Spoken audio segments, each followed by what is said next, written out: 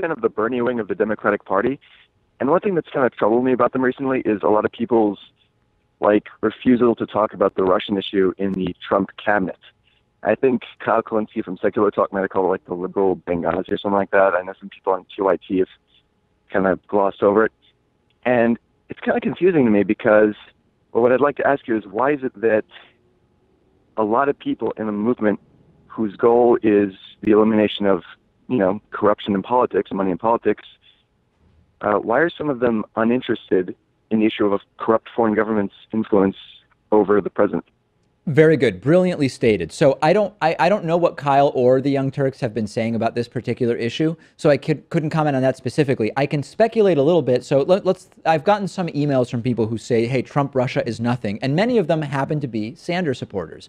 What I think is causing some former Sanders supporters to say that Trump Russia is nothing and it's a distraction is that they may be sort of worried that if it turns out that Trump Russia is something, that it would imply that Hillary Clinton would have otherwise won the election, which might upset them because a lot of Sanders supporters really don't like Hillary Clinton. And hey, I voted for Bernie Sanders in the primary.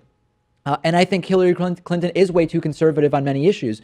I still voted for her in the general election. So I think that, number one, it would be really important for Sanders supporters to realize, hey, if you care about corruption, then you need to follow through all leads that might point to corruption. And whatever the repercussions would be, or would have been, of Russian interference in the U.S. election, if it did indeed happen, we should know what they are because it relates to the sort of legitimacy of the president that's in power. That's number one.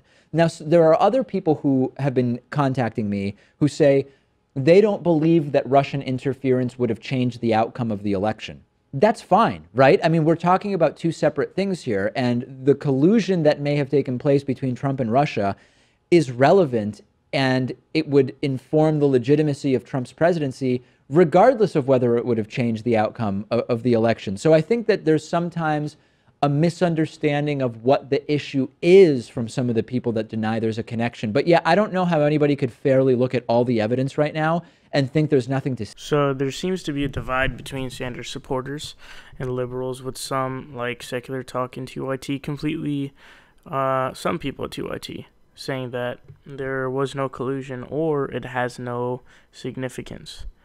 What I think is the problem here is that there are two different discussions going on in the same conversation.